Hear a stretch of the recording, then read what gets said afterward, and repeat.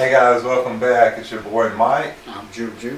Hey, as always, we're coming to you from Mike and Shay's Smoke Room, guys. Hey, it's great to have you here.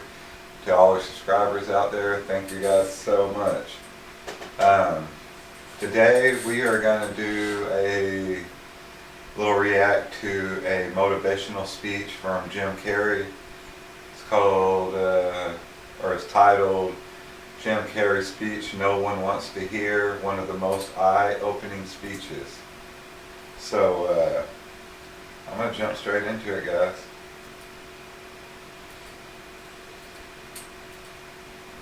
Where nobody would recognize you. I don't think I'd be that different, honestly. I dropped the whole trying to be something for somebody a long time ago, so I pretty much walk through the world except when I want to be funny or I want to do something outrageous. I don't have any trouble being myself, and I don't have any trouble saying no when I mean no. When I don't feel there is a pressing responsibility to please everyone. I'm not unkind to people. No. I love people. I would much prefer saying hello and who are you and what are you doing today than giving a selfie, because selfies stop the world. They stop life. You then go like that, and it's going on Instagram to give people a false sense of relevance. People talk about depression all the time. The difference between depression and sadness is just, from happenstance. Whatever happened or didn't happen for you, or, grief or whatever it is.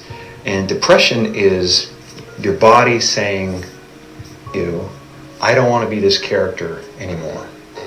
I don't want to hold up this avatar that you've created in the world. It's too much for me. Deep rest. Your body needs to be depressed.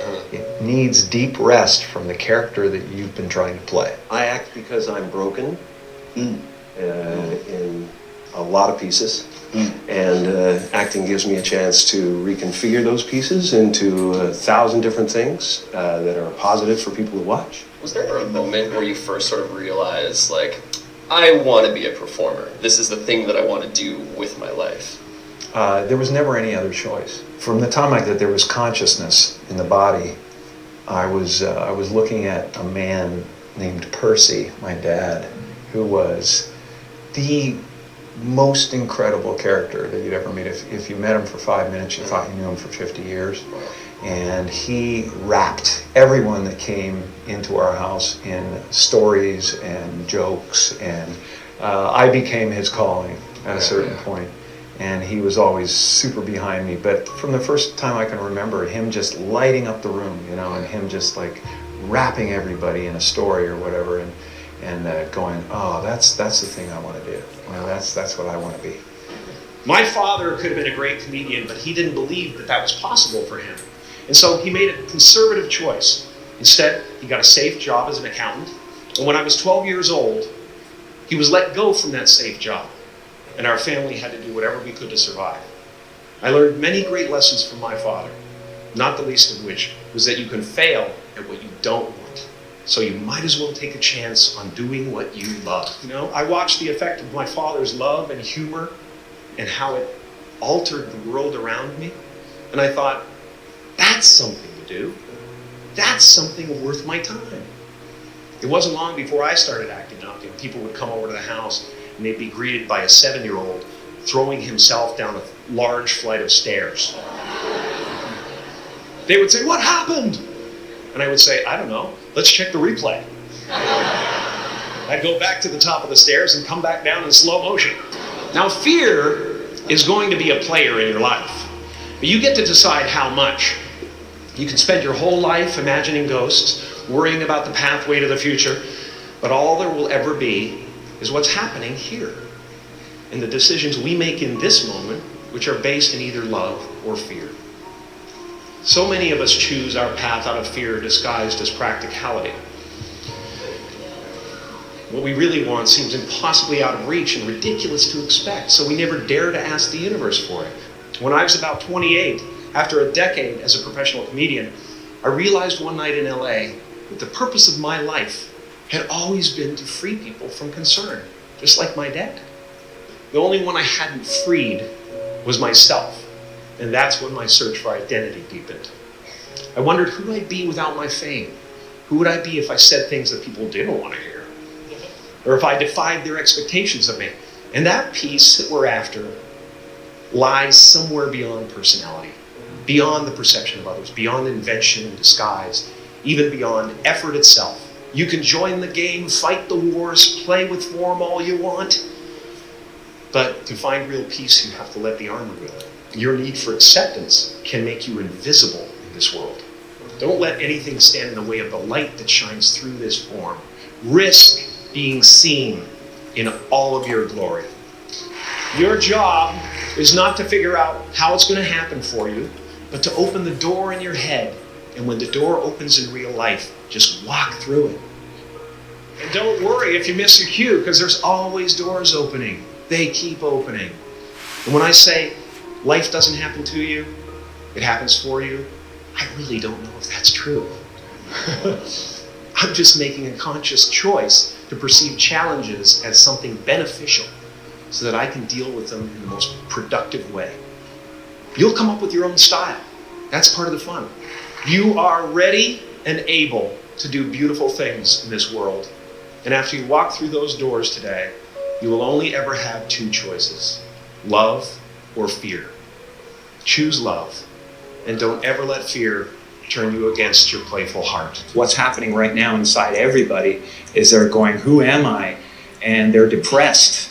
People go like, oh, Jim's been depressed and stuff. Well, yeah, I was depressed when I was trying to be the Wizard of Oz. But now I know that Oz is a character.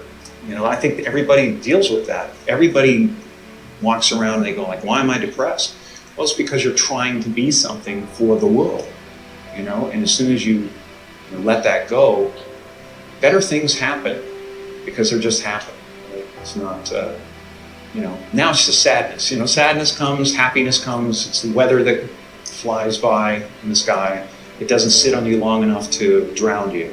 A few months ago, I woke up and I suddenly got it. I understood suddenly how thought was just an illusory thing, and how thought is responsible for, if not all, most of the suffering we experience. And then I suddenly felt like I was looking at these thoughts from another perspective, and I wondered, who is it that's aware that I'm thinking? And suddenly I was thrown into this expansive, amazing feeling of freedom from myself, from my problems. You know, when I go to sleep at night, I'm not just a guy going to sleep. I'm two-time Golden Globe winner Jim Carrey going to get some well-needed shut-eye. And when I dream, I don't just dream any old dream. No, sir. I dream about being three-time Golden Globe winning actor Jim Carrey. Because then I would be enough.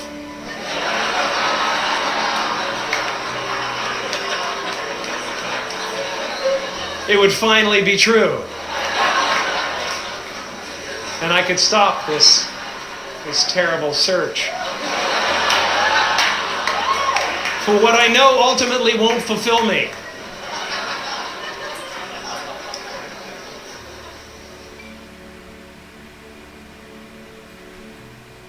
Good. Yes.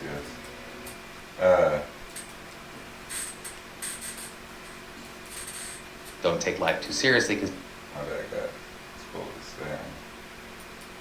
And Jim Carrey's somebody who is really, no matter how you feel about him, he seems to really be very insightful and put a lot of thought into his life and into things that we all struggle with. I think he's really intelligent in that way. Really woke, if you want to say woke. Really understandable, empathetic. But, hey guys, as always, it's your boy Mike. No, Choo. And we'll see you guys next time. Stay tuned for more content.